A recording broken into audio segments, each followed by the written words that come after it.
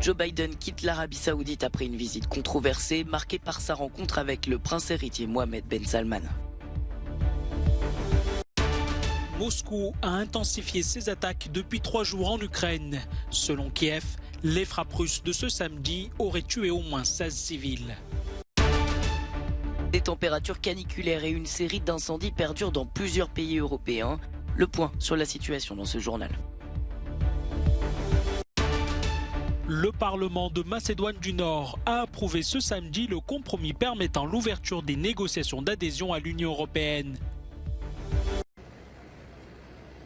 Une visite qui aura duré moins de 24 heures. Joe Biden a quitté l'Arabie Saoudite ce samedi, un déplacement controversé durant lequel il a tenté de réaffirmer l'influence des États-Unis au Moyen-Orient, où il s'est rendu pour la première fois en tant que président. Dans son discours à Jeddah devant un parterre de dirigeants de différents pays du Moyen-Orient, il a indiqué que les États-Unis investissaient pour construire avec eux un meilleur avenir dans la région.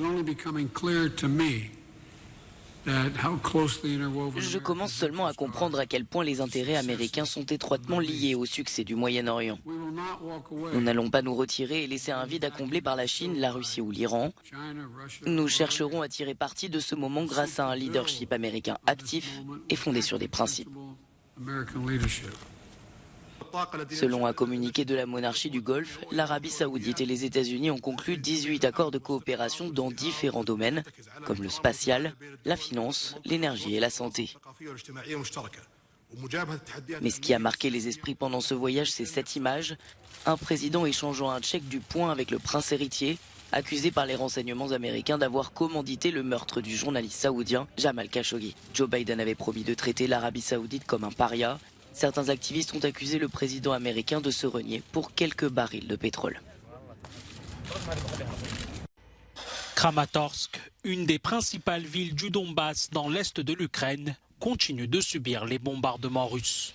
Vendredi, une frappe sur la place centrale de la ville a laissé un cratère de 2 mètres et brisé les vitres des immeubles alentours, mais n'a pas fait de victimes. Ce samedi, les autorités ukrainiennes ont fait état de nouvelles frappes russes qui auraient tué au moins 16 civils supplémentaires. Kiev accuse également l'armée russe d'avoir déployé des lanceurs de missiles sur le site de la centrale nucléaire de Zaporijia. D'après le ministère russe de la Défense, les forces russes auraient attaqué une base provisoire des troupes ukrainiennes à Mykolaïv, faisant plus de 200 morts parmi les militaires. Selon Moscou, des nationalistes ukrainiens et des mercenaires ont été neutralisés lors de cette offensive. Pendant ce temps, des civils de Kramatorsk sont évacués vers des régions plus sûres. Cette ville, toujours sous contrôle de Kiev, est sous la pression des forces russes.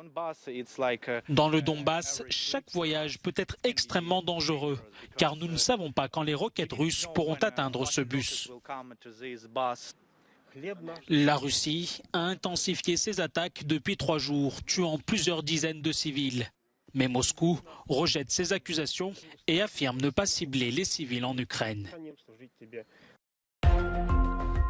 L'opposant politique russe Andrei Pivovarov a été condamné vendredi à 4 ans de prison.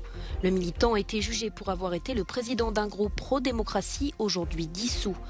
Depuis le début de la guerre en Ukraine, les autorités russes anéantissent toutes les oppositions.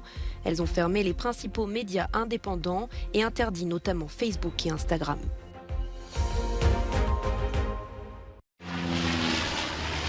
Alors qu'il luttait contre les flammes, un avion bombardier d'eau s'est écrasé au Portugal, provoquant la mort du pilote. Dans ce pays en proie à une série d'incendies, les services de secours recensaient encore vendredi soir une dizaine de feux actifs. Sur place, les habitants fustigent les autorités. Le gouvernement ne fait rien. Les habitants font parfois plus que le gouvernement. On le voit, nous sommes sur la route et les arbres font comme un tunnel l'un sur l'autre. Ça ne devrait pas exister. Le feu ne pourrait-il pas passer facilement d'un côté de la route à l'autre? Bien sûr qu'il le fait. La France s'attend à des records de température tout au long du week-end, alors que les pompiers affrontent déjà de multiples incendies dans le sud, notamment en Gironde où près de 10 000 personnes ont dû être évacuées depuis le début de la crise.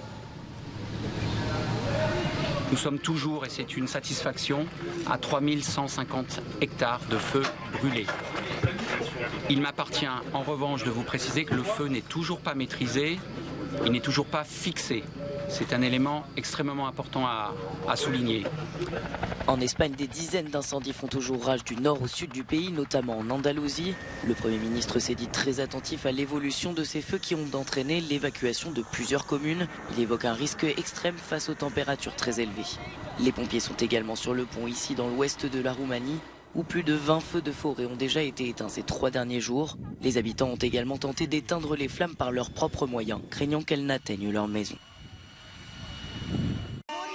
Le Parlement de Macédoine du Nord a approuvé ce samedi le compromis permettant l'ouverture des négociations d'adhésion à l'Union européenne.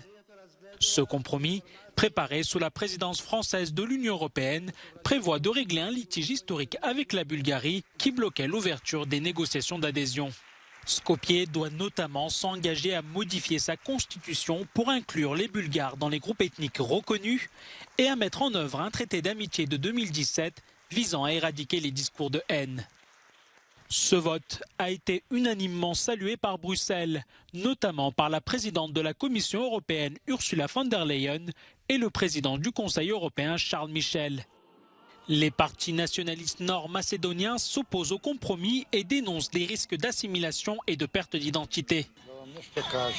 À vrai dire, je ne suis engagé dans aucun camp, mais je pense que ça sera mieux maintenant. Je ne suis pas du tout satisfait. Je suis macédonien, pas bulgare. Nous sommes macédoniens depuis plusieurs générations. Si quelqu'un veut être bulgare, libre à lui. Moi, je suis macédonien et cet accord est très mauvais pour notre pays. Jusqu'au 24 juin dernier, la Bulgarie bloquait l'ouverture des négociations d'adhésion. Sofia a finalement levé son veto sous condition que ce compromis soit accepté par Skopje. Les ministres des Affaires étrangères de l'Arménie et de l'Azerbaïdjan se sont réunis ce samedi en Géorgie. Erevan et Bakou ont ainsi entamé leur premier pourparlers direct depuis la guerre qui a opposé ces deux pays dans la région du Haut-Karabakh en 2020. Ces discussions s'inscrivent dans le sillage d'une médiation européenne visant à avancer vers un traité de paix. Ces pourparlers ont été toutefois précédés d'une montée de tension. Les deux pays s'accusent mutuellement de porter la responsabilité d'un nouvel échange de tirs à la frontière dans la nuit de vendredi à samedi. Après une première guerre qui a fait plus de 30 000 morts au début des années 90, l'Arménie et l'Azerbaïdjan se sont affrontés à l'automne 2020 pour le contrôle du Haut-Karabakh. Plus de 6 500 personnes ont été tuées dans cette nouvelle guerre. Dans le cadre d'un accord de cessez-le-feu négocié par Moscou, l'Arménie a finalement cédé des pans entiers de territoire qu'elle contrôlait.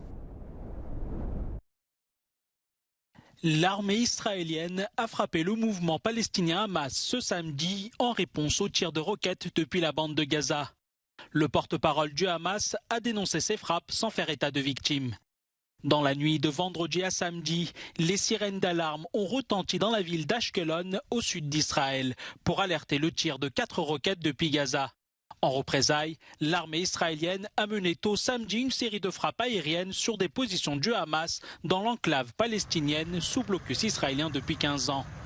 Ces tirs interviennent au lendemain de la visite du président américain Joe Biden en Cisjordanie, où il a rencontré le président palestinien Mahmoud Abbas.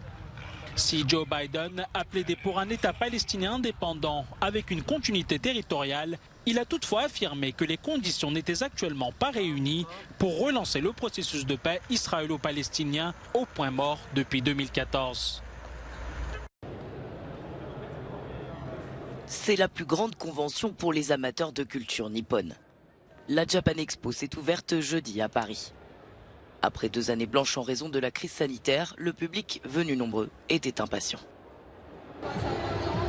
Alors il faut savoir que je suis très contente d'être ici. C'est une des premières Japan Expo depuis le Covid, depuis qu'on n'a eu plus le droit d'être en convention. Donc on est super heureux d'être là et c'est vrai qu'il y a beaucoup de monde. 140 000 mètres carrés d'exposition où se mêlent cosplayers, artisans japonais ou encore lutteurs de sumo. C'est la première fois que ce sport traditionnel est représenté à la Japan Expo. Nous, on a vraiment envie justement de dépasser les clichés par rapport au sumo. On trouve ça, c'est un sport qui a des vraies valeurs, de vraies noblesses, comme tous les sports d'ailleurs, qui développent le sens du courage, de la pugnacité, de la technique.